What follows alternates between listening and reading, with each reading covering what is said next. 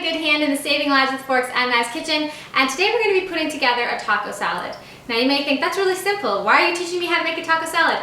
Well, this isn't about doing really complicated things. It's showing you that eating nutritious and delicious food is not complicated. So we're really getting simple here today. You can use these ingredients, you can use whatever else you have in your fridge, you can mix and match as you go and see what you like the most, but I'm just going to show you some really simple things here today.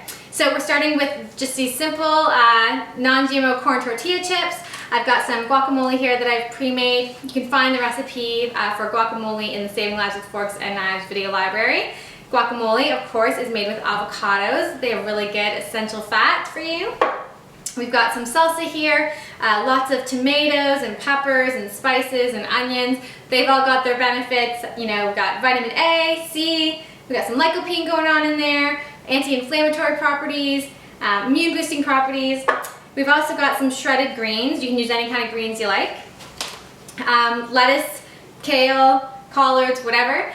They've all got their own benefits, but they're usually high in potassium and iron. They've also got the essential amino acids that we need for a healthy body. And we've got some shredded carrot here, high in beta carotene, which is good at the prevention and slowing of cell damage. We've got cilantro, and not everyone loves cilantro. I do. It's got wonderful benefits. It helps to eliminate toxins in the body. It binds to metals and it helps to eliminate them. So it's been used for people who've had mercury poisoning or those who live in industrial areas to help with that. And then I'm going to show you how to make some walnut mince to go on top. It's kind of, you know, traditionally if you used ground beef, this is going to be a healthier alternative. One of my favorite chefs, Doug McNish, this is his recipe. I don't know if I'm doing it exactly as I originally learned from him, but something a little along those lines. So all we're going to do is we're going to put a cup of walnuts into the blender here, and we're going to add our spices as well. The spices here, we've got some cumin, some chili powder, and some sea salt. And I'll list the amounts because it's escaped me now, but I think it's about, you know, half a tablespoon of the cumin, half a teaspoon of the chili, and about 1/8 of a teaspoon of sea salt. Chili powder, really good as an anti-inflammatory. Cumin is really good at boosting the immune system.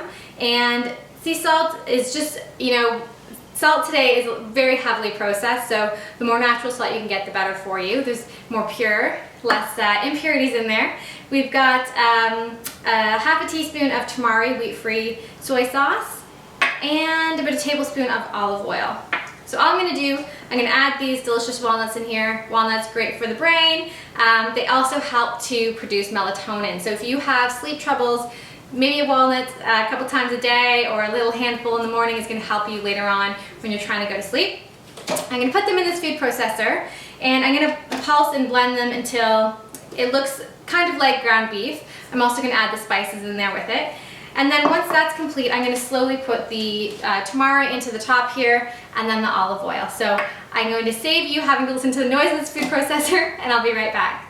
I've just finished mincing our walnuts. One thing I wanted to mention was that if you're using walnuts that are salted, do not add salt to this recipe or it's going to be way too salty. The other thing is to try and use raw walnuts where possible. So I've just started to sprinkle them here on my nachos, these little clumps. And you can keep anything left over for about 5 days in the fridge and add it to some other recipes.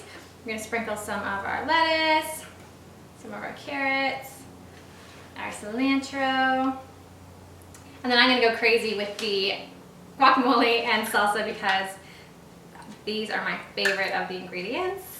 Here we go. Add some salsa. That's not crazy. We gotta add some more. Put on some at the edges here. All right, and there you have it. So that was really quick, really easy to do. Most of these ingredients you'll probably have around the house anyways. If you want to try maybe adding some black beans, some corn, you could add green peppers or zucchini, maybe some grilled eggplant, totally up to you. I'd love to hear how you make this recipe. Send it in, let me know what you think. And I want to thank you for joining me in the Saving Lives with Forks and Knives kitchen, and I hope to see you again soon.